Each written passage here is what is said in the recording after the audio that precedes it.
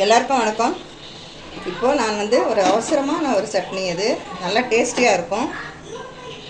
அந்த சட்னி எப்படி செய்யலான்னு பார்க்கலாம் வாங்க. எங்கள் வீட்டில் எல்லாருக்குமே ரொம்ப பிடிக்கும். நாங்கள் சின்ன வயசுலேருந்தே இந்த சட்னி நாங்கள் சாப்பிட்டு பழக்கம். இப்போ அதுக்கு ஃபஸ்ட்டு ஒரு கைப்பிடி அளவு உளுந்து சேர்த்துக்கிறேன். ஸ்பூன் கணக்கில் ஒரு 3 ஸ்பூன் இருக்கும். இது நல்லா வாசனை வர வரைக்கும் நல்லா வறுத்து எடுத்துக்கலாம். இது கூடவே ஒரு 6 காஞ்ச மிளகாய் சேர்த்துக்கிறேன். அதையும் நல்லா இது கூடவே சேர்த்து வறுத்துக்கலாம்.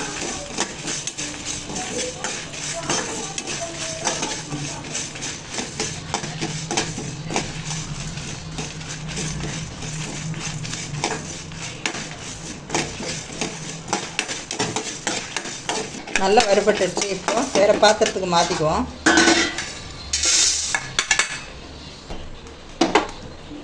இப்போ இதில் 2 பத்தை தேங்காய் நிறைய போடக்கூடாது, அதனால் 2 பத்தையும் நான் சின்ன சின்ன பீஸாக கட் பண்ணி வச்சுருக்கேன். இதையும் நல்லா எடுத்துக்கலாம். இதுவும் நல்லா இந்த ஈரம் போகிற வரைக்கும் வறுத்தா போதும், நல்ல ஒரு மணம் கிடைக்கும். அதுக்காக தான் வறுக்கிறது.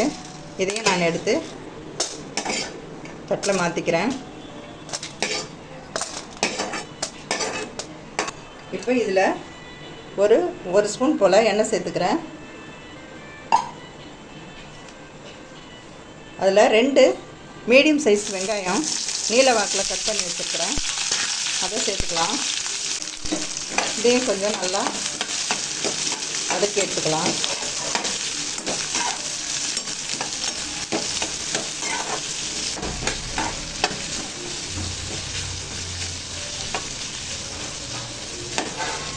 தக்காளி வெங்காயம் ஓரளவுக்கு நல்லா வதங்கிடுச்சு. இப்போது வேறு எதுக்கு ட்ரான்ஸ்ஃபர் பண்ணிடலாம். வேறு தட்டுக்கு ட்ரான்ஸ்ஃபர் பண்ணிடுறேன்.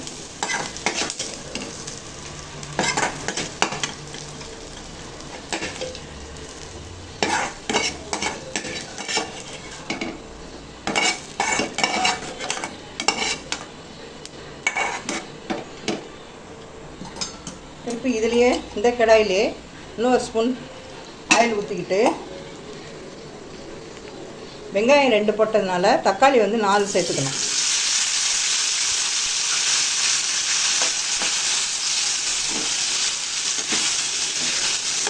இதையும் நல்லா அந்த பச்சை வாசனை போகிற வரைக்கும் நல்லா வதக்கி எடுத்துக்கலாம்.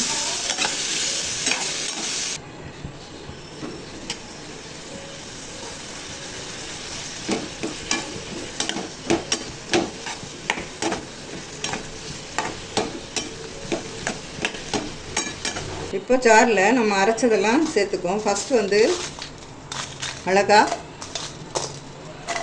தேங்காய், உளுத்தம்பருப்பு, இதை நல்லா குறைன்னு அரைச்சிட்டு அதுக்கப்புறம் மீதியெல்லாம் நம்ம சேர்த்துக்கலாம்.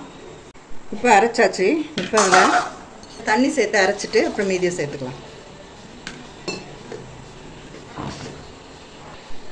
வெங்காயம் சேர்த்து அது கூட வெங்காயம் சேர்த்து உப்பு 1 ஸ்பூன் உப்பு போட்டு அரைச்சிருக்கேன். நெக்ஸ்ட் இந்த ஆற வச்சுருக்க தக்காளியை சேர்த்துக்கலாம்.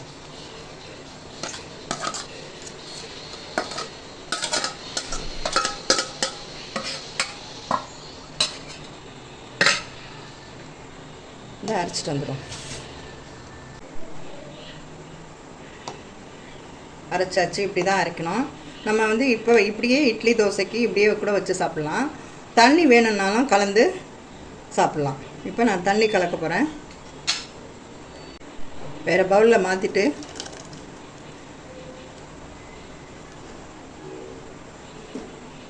மிக்சர் ஜாரில் கொஞ்சம் தண்ணி ஊற்றி அந்த தண்ணியை இதில் சேர்த்துக்கிறேன்.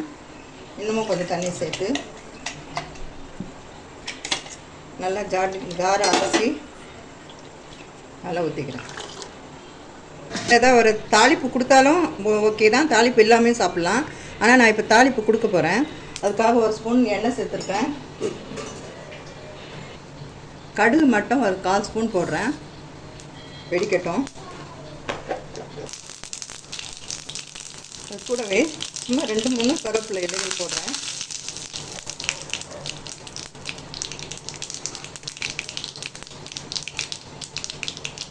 நான் ஒரு பிஞ்சு போல் பெருங்காயம் சேர்த்துக்கிறேன். இது ஆப்ஷனல் தான், விருப்பம் இருந்தால் சேருங்க, இல்லைன்னா வேண்டாம். அவ்வளோதான்.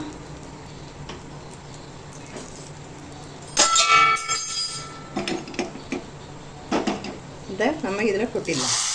அவ்வளோதான். சின்னதாக தாளிப்பும் கொடுத்துட்டோம். இது நல்லா 2 நாள் வச்சு சாப்பிட்லாம்.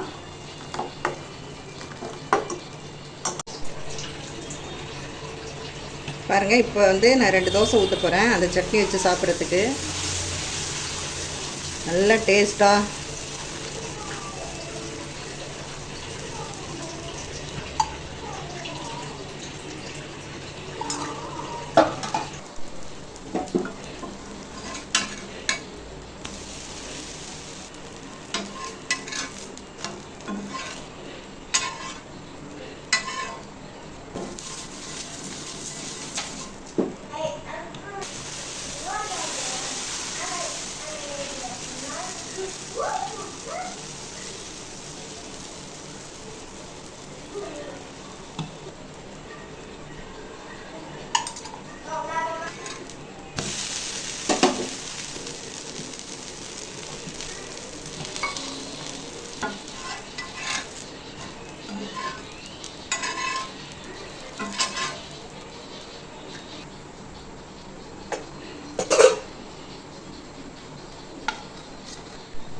பாருங்கள், எவ்வளோ சீக்கிரம் அழகாக ரெடி ஆகிடுச்சு.